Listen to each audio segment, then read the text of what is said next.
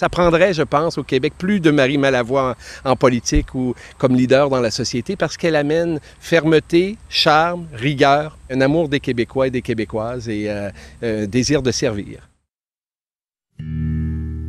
La première rencontre qui s'est faite, alors on avait fait une demande pour le programme d'aide à l'action bénévole et au lieu de nous faire parvenir le montant d'argent par la poste, elle a voulu nous rencontrer. Alors c'était pour nous une façon d'être en lien avec elle et aussi d'avoir un lieu privilégié. On n'était pas 100 personnes, on était différents organismes, mais ça nous a permis de mieux la connaître et de se faire connaître aussi par les faits mêmes.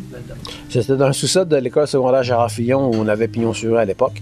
Et elle était vice-présidente sous M. Jean-Pierre Paquin. Et quand les élections de 2007 ont lieu, elle s'est retrouvée de facto comme présidente. J'ai dû démissionner d'un emploi que j'aimais beaucoup pour rester à la maison en attendant d'avoir des places en garderie. Alors c'est là que j'ai fait appel à Mme Malavoie pour qu'elle fasse des pressions auprès du ministre de la Famille pour qu'il augmente le nombre de places en garderie sur la Rive-Sud, comme je savais que je n'étais pas la seule aux prises avec ce problème. Suite à son élection, nous lui avons envoyé une lettre de félicitations, bien sûr, et en même temps une invitation à venir nous rencontrer pour pouvoir échanger sur l'ensemble des dossiers de la commission scolaire. Je peux dire que début de l'année scolaire 2006, j'ai eu le bonheur de rencontrer Mme Malavoie. On m'avait dit que c'était un député qu'il fallait que j'aille voir. Puis, je la voyais souvent s'impliquer dans différentes causes.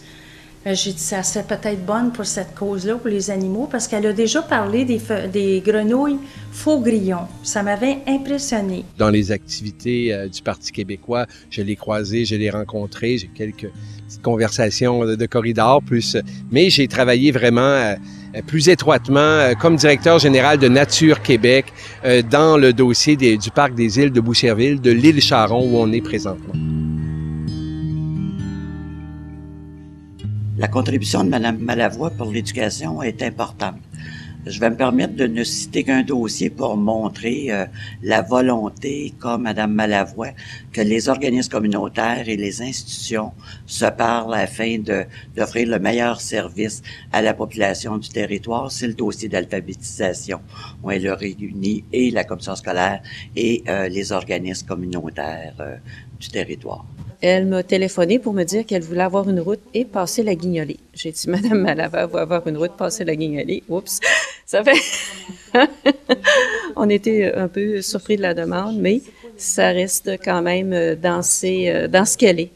Elle veut être dans le quartier, elle veut être présente et elle a fait sa route. Et alors, nous, ça nous a fait plaisir d'avoir notre députée en cette journée parce que c'est une journée qui est très importante pour une collecte de nourriture pour la clientèle, alors on l'a apprécié énormément. Marie travaille d'arrache-pied pour faire de la Fondation internationale des cultures à partager à Montérégie, quelque chose d'important, qui a vraiment pignon sur rue et qui respecte son mandat, qui est le développement de la lecture dans les pays en voie de développement, afin de favoriser l'éducation. Et aussi, il ne faut surtout pas oublier le milieu communautaire québécois. On pense à nos CPE de mieux défavoriser, les centres d'alphabétisation et de francisation. Il y a eu des rencontres. Et puis ensuite, elle a présenté la pétition à l'Assemblée nationale. Puis c'est rendu par la suite en commission parlementaire. C'est un bon coup de pouce. C'est une contribution majeure. Marie, quand elle s'embarque dans un dossier, elle ne s'embarque pas à moitié. Donc, elle a supporté la réalisation d'une étude sur les impacts du projet résidentiel, du promoteur ici là, qui voulait faire des milliers d'unités d'habitation sur l'île Charon. Dès qu'elle a reçu ma lettre, son bureau m'a contacté pour prendre davantage de renseignements et puis elle a fait une intervention à l'Assemblée nationale, donc qui a sûrement fait avancer la cause des familles. Alors, je la remercie. C'est une femme qui est posée, qui a de l'écoute. C'est une femme qui est à l'écoute, elle est posée, elle est calme. Ça m'a pas surpris, mais impressionné. Tu sais, elle est calme, elle est zen. Je sais pas si c'est un mot approprié. Mais... C'est une députée qui est simple, mais dans sa simplicité, elle est présente et active pour aider son comté, pour aider son milieu. Je dirais que c'est une femme dédiée et de parole. C'est un député à l'écoute, une députée disponible et qui est toujours en recherche de solutions quand il y a un dossier qui nous préoccupe.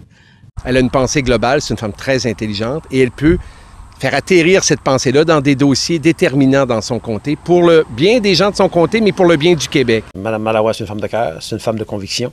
Et quand elle a quelque chose en tête, elle lâche pas le morceau de ciseau. Marie, j'aurais pas cru que tu sois capable de faire ça, surtout que le métier que tu as décidé de choisir, c'est pas un métier de tout repos, parce que je regarde tous les coups bas qui se donnent, il faut avoir la coin d'eux. Tout d'abord, je voudrais la remercier d'avoir pris à cœur mon problème, qui n'est pas seulement le mien, qui est aussi le même problème que plusieurs familles sur la Rive-Sud et même au Québec. Et je souhaite aussi qu'elle soit toujours à l'écoute des citoyens puis qu'elle défende leurs intérêts immédiats. Je la remercierais de s'être impliquée pour la pétition, surtout d'être généreuse de son temps, de s'occuper de ses citoyens. Qu'elle s'implique beaucoup, puis de son écoute aussi, j'y parlerai de son écoute. Alors, je la féliciterais pour ses 5 ans de vie politique. Je lui souhaiterais de pouvoir continuer tant et aussi longtemps qu'elle est heureuse et comblée dans ce rôle-là, parce que c'est quelqu'un qui le mérite grandement. Je dirais d'abord merci, parce qu'elle fait un travail fantastique et c'est très agréable de travailler avec elle et son équipe. Et elle fait avancer les dossiers, comme je vous dis, dans le sens du bien commun, pas petit calcul. Et au bout du compte, là, c'est ce qui est le meilleur en politique. Puis tu gagnes ou tu perds avec tes convictions et je lui souhaite naturellement de gagner.